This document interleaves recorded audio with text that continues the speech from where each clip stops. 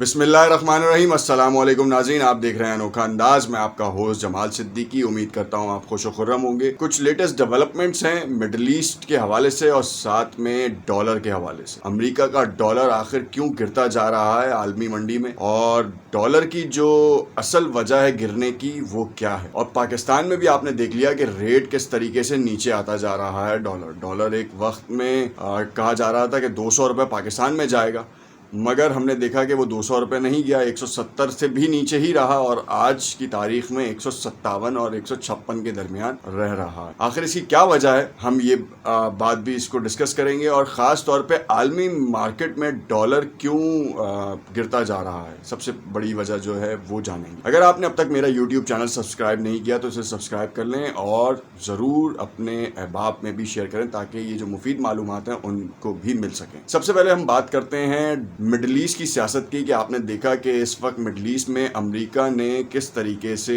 اپنے آپ کو انوالو کیا ہوا ہے۔ ساتھ ساتھ مڈل ایسٹ تو ہے ہی ہے، پھر سینٹرل ایشیا میں بھی اگر آپ آ جائیں تو یہاں بھی آپ دیکھیں گے کہ امریکہ کی انوالومنٹ کتنی ہے۔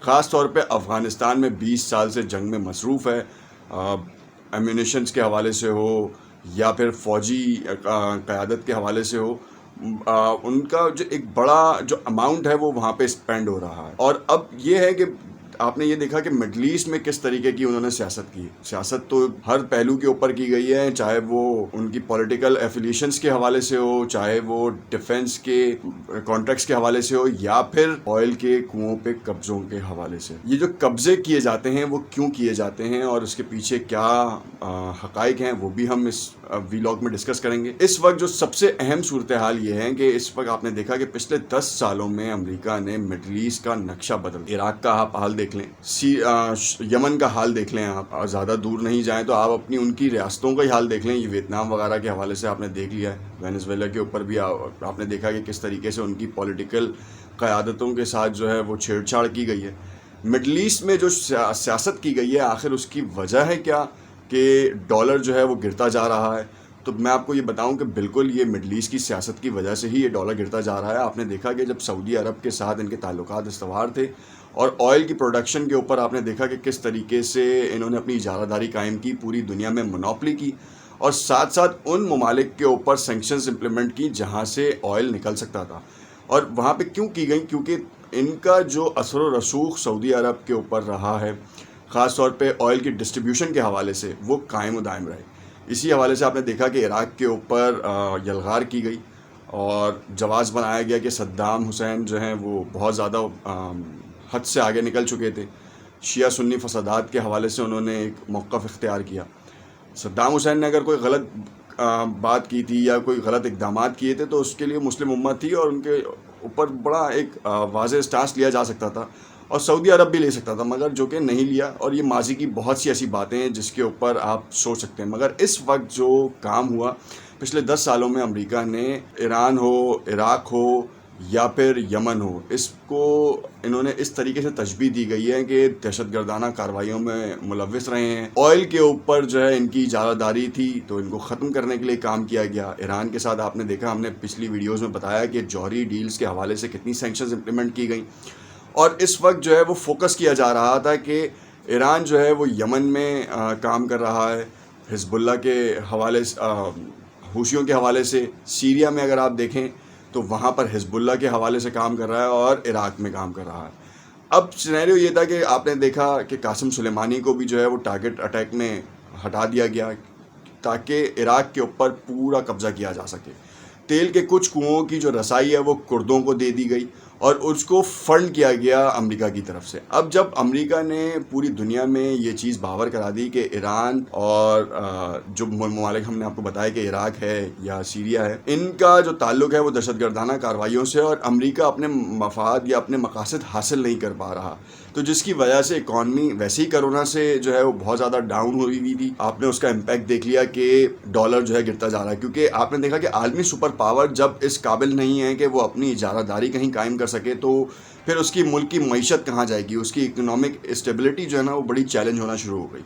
یہ وار الٹا ہی پڑ گیا ہے، اسٹریٹجی الٹی ہی پڑ گئی ہے۔ اب ہم یہ دیکھتے ہیں کہ براک اوباما کے دور سے یہ کام چلتا آ رہا تھا، ٹرمپ انتظامیہ آئی، وہ بھی اسی نقش قدم پہ چلی، اور بائیڈن کے بارے میں کہا جا رہا تھا شاید یہ چینج کریں گے، مگر یہ بھی اسی پیٹرن پہ چلتے آ رہے ہیں. طالبان کے ساتھ جو مذاکرات ہوئے تھے وہ تعطل کا شکار ہوئے، مگر ایک بار پھر ڈسکشن اور ڈائلاگ شروع ہوئے، مگر اس پہ بھی اس وقت بڑا ڈیڈ لاک ہوا ہے کہ کیا امریکہ اپنی فوجیں نکالتا ہے یا نہیں. اگر نہیں نکالتا تو اس کا مطلب ہے کہ ڈالر اور نیچے جا سکتا ہے. ڈالر کی ایک اور وجہ یہ ہے گرنے کی کہ جو کرونا میں پچھلے 1 سال سے جو لوگ امریکہ اور اس کی متعدد جو اس کے حواری ملک ہیں ان میں جو رہائش پذیر تھے اور جو دوسرے ملکوں سے وہاں پر کام کرنے گئے تھے، انہوں نے اپنا تقریباً تمام پیسہ جو ہے وہ اپنے ملکوں کو بھیجنا شروع کیا، جس کی وجہ سے ان کے اپنے ملک کا جو ریزرو ہے وہ کم ہونا شروع ہوا. اور عالمی سطح کے اوپر فورن کرنسی پیئر مارکیٹنگ میں ڈالر کو بہت نیچے گرا دیا گیا. اور اس کی ایک اور وجہ یہ بھی ہے کہ گولڈ کو اپ کیا گیا، اور اس کے پیچھے کہا گیا کہ گولڈ کی بائنگ پاور جو ہے وہ اصل میں چائنا ہے، اور چائنا جو ہے چاہتا ہے کہ گولڈ کو اوپر کرے تاکہ ڈالر نیچے آئے.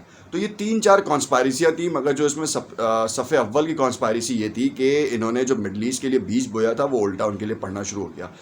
سب سے بڑی جو اس کی وجہ کہی جا رہی ہے مڈل ایسٹ کی کہ وہ یہ کہ جو چائنا کے ساتھ ایران نے ان آفیشیل ٹریڈ کیا تھا آئل کا، جو کہ منظر عام پر آنے کے بعد ڈالر میں جو ٹریڈ ہونا ہوتا تھا آئل کا، اب وہ ختم ہو گیا. ایرانی ریال میں، ایرانی کرنسی میں جو ہے وہ ٹریڈ ہو رہا تھا، اور اس سے یہ تاثر دوسرے ممالک کو بھی مل گیا کہ وہ بھی ایران سے ان آفیشیل ٹریڈ کر سکتے ہیں اور منظر عام پر نہیں آنی چاہیے. اگر وہ آ بھی جاتی ہے تو وہ ممالک جو ہیں وہ امریکہ کی دسترس سے باہر ہیں. بہت سے ایسے ممالک ہیں جس میں ترکی نے بھی اس بات کا اشارہ دیا ہے کہ ہم ایران سے اب آئل کی ٹریڈ بڑھائیں گے. چائنا نے، آپ نے دیکھ لیا کہ چائنا کی جو اس وقت کیپیسٹی ہے اس کا جو ایران سے لیتا ہے وہ 75% کے بارے میں یو ایس کی ایک مانیٹرنگ ٹیم نے بتایا کہ 75% کا آئل اللیگلی جو ہے وہ چائنا ٹریڈ ہوتا ہے، جاتا ہے، ٹرانزٹ ہوتا ہے ایران سے، اور 25% جو ہے وہ آن پیپرز ہے تاکہ دنیا کو دکھایا جا سکے کہ چائنا ایران سے صرف 25% اور اتنا ہی ایک مخصوص کیپیسٹی کا آئل وہاں سے لے رہا ہے جو کہ اس کو الاؤ ہے. ایران کی اسٹیبلٹی کا جو زیادہ دار و مدار ہے وہ آئل پروڈکٹس کے اوپر ہے. اگر آپ کنفیکشنری آئٹمز اور اس طرح کی ڈیری پروڈکٹس کے حوالے سے بات کریں تو اگر ایران کے اوپر سے سینکشنز ہٹتی ہیں تو مارکیٹ میں ایک بہت بڑا نام بنا سکتا ہے. جو کہ ابھی آپ دیکھیں کہ کنفیکشنری میں ہالینڈ کا جو کوالٹی کے بارے میں کہا جاتا ہے کہ اس کی کوالٹی سب سے زیادہ اچھی ہے، تو اگر آپ کمپیئر کریں تو یہ 70 اور 20 کا جو 17 اور 20 کا ڈفرینس آئے گا. ہالینڈ 70 کے اوپر آئے گا، یہ 20 کے اوپر آئے گا. اس کی بہت واضح مثال ملتی ہیں. اب دیکھنا یہ ہے کہ اس کانسپائریسی کے حوالے سے آگے کیا معاملات طے پاتے ہیں. کیا ڈالر اپنی جو گری ہوئی ساکھ ہے وہ بحال کر سکے گا، اور کرنسی مارکیٹ میں جو فوریکس کرنسی مارکیٹ ہے اس میں اپنی ساکھ کو ایک خاص مقام پہ لے کے آ سکے گا. DXY جو اس کا انڈیکس ریٹ ہے وہ اسٹیبل ہو سکے گا. 99 سے وہ 92 پر آ چکا ہے، جس کی وجہ سے آپ نے پاکستان میں بھی دیکھا اور دنیا کی بیشتر کرنسیوں میں دیکھا. حالانکہ کرونا کی وجہ سے متعدد ممالک کی کرنسیاں نیچے ہیں، مگر ڈالر اتنا زیادہ نیچے آ چکا ہے کہ وہ کرنسیز اب پہ ہیں. اور اسی وجہ سے ڈالر امریکہ جو ہے وہ اپنی ان تمام چالوں کے اوپر کام کر رہا ہے کہ ایران کے ساتھ جو ہے نا پیکٹ ہو جائے، افغانستان کے ساتھ طالبان الائنڈ ہو جائیں. کیونکہ آپ کو ایک اور بات بھی بتائیں کہ افغانستان میں طالبان کے ساتھ مذاکرات کی بات کے اوپر اس وقت کے حالیہ صدر نے کہا ہے کہ ہم صدارتی الیکشن فوراً کرا دیں گے اگر طالبان سیز فائر کرتے ہیں. ہم نیکسٹ ویڈیو میں آپ کو بتائیں گے کہ کیا کانسپائریسی ہے، اور اس حوالے سے بھی آپ کو اپڈیٹ کریں گے کہ ڈالر کا ٹرینڈ وہاں پہ کیا چلتا ہے اور اس کی وجہ سے بھی کیا ڈالر کے اوپر افیکٹ پڑتا ہے. دیکھتے رہیے گا انوکھا انداز. شکریہ.